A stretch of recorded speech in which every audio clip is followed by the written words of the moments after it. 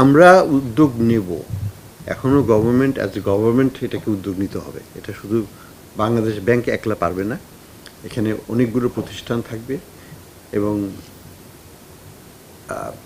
আমরা আশা করি, আমি ব্যক্তিগতভাবে আশা করি যে আন্তর্জাতিক সহায়তা নিয়ে অভ্যন্তরীণ আইনগত প্রসেসগুলোকে ফলো করে আমরা এমন একটা সিচুয়েশন করব যাতে যারা টাকা নিয়ে গেছেন তারা যেন একটু কষ্টে থাকে, মানে একেবারে টাকার বালিশে বিছানা যেন না ঘুমাতে না পারে, একটু দৌড়াদৌড়িতে থাকতে হবে তাদেরকে।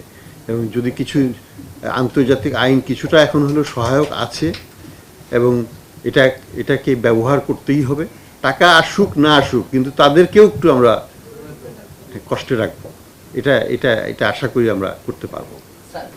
ইমিডিয়েট প্রেশার যেটা হচ্ছে, একটা হচ্ছে যে এই মূল্যস্ফীতির উপর কাজটা করতেই হবে।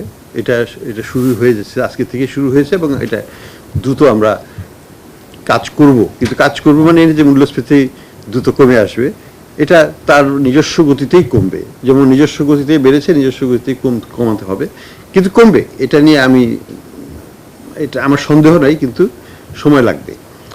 2 নম্বর হলো যে কিছু বিশৃঙ্খলা হচ্ছে ব্যাংকিং খাতে, এটাকে খুব তাড়াতাড়ি দ্রুত একটা সমাধানে নিয়ে আসতে হবে সরকার হিসাবে। সেটা বাংলাদেশ ব্যাংকও সেখানে একটা ভূমিকা রাখবে, যে যাতে এই বিশৃঙ্খলাটা ইমিডিয়েট, যেটা মানে এটা ব্যাংকিং রিস্ট্রাকচারিং রিফর্মুলেশন না, এটা জাস্ট যে একটা বড় একটা পলিটিক্যাল পট পরিবর্তনের কারণে আগে যে রেগুলারিটিসগুলো হয়েছে, ওনারশিপ স্ট্রাকচার চেঞ্জ ইত্যাদি, সেগুলোর কারণেই অনেক সঙ্গত গ্রিভেন্স আছে। এটাকে বলা যাবে না যে কেন তারা করছে, সেটা না। তাদের ন্যায্য দাবি থাকতে পারে, কিন্তু যেটাই হোক সেটা একটা সমাধানটা করতে হবে, not in street but in রুমে বসে আলাপ করে এটাকে একটা সমাধান করতে হবে। আর যেটা আইনগতভাবে সিদ্ধ, যেটা ন্যায়সঙ্গত, সেইভাবেই করতে হবে। তো যাই হোক, সেটা আমরা আমরা আমরা দেখব।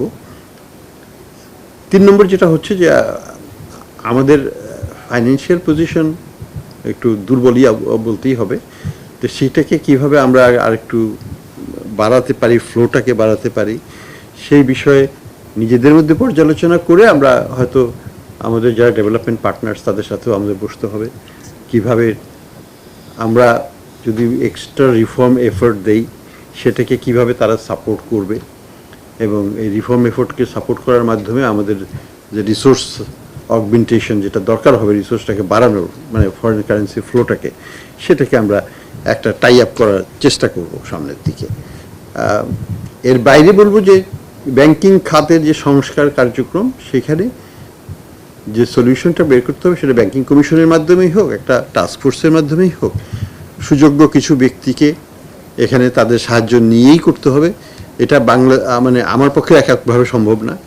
এটা 30-40টা ব্যাংকের সাথে, যারা দুর্বল ব্যাংক বা দুর্বল বলে আমরা মনে করছি, সেই ধরনের ব্যাংকে প্রত্যেকটার সাথেই শুধু বসা না, মানে তাদের ডিউ ডিলিজেন্স, অডিটিং এগুলো করে তাদের উপর স্ট্র্যাটেজি ডেভেলপ করতে হবে কীভাবে সেটাকে সলভ করা যায়, সেখানে কত ভর্তুকি দিতে হবে, সেটা কে দিবে, ক্যাপিটালাইজেশন করতে হবে কিনা সেটা কে দিবে, সরকার দিবে না ব্যক্তি খাত দিবে, কোনো খাত বা নতুন ওনার আসবে কিনা, অনেক কিছু ইস্যু আছে যেটা নিয়ে একটা হয়তো আমরা 100 দিনের মধ্যে দেখলে সম্ভব না, এটা আমরা জাস্ট একটা আউটলাইন হয়তো সেখানে দেওয়া সম্ভব হবে।